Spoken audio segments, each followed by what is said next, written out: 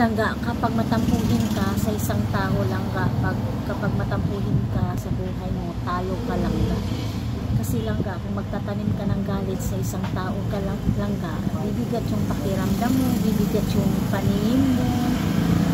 Para bang lahat na lang mabibigat para sa'yo na hindi ka nakaka-feel ng magagaan na feelings kasi matampuhin ka.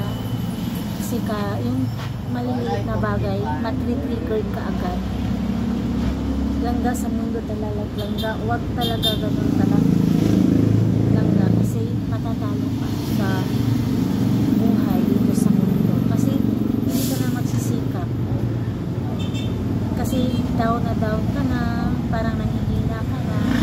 So, kailangan talaga matapang tayo at tanggapin natin kung acceptance, kung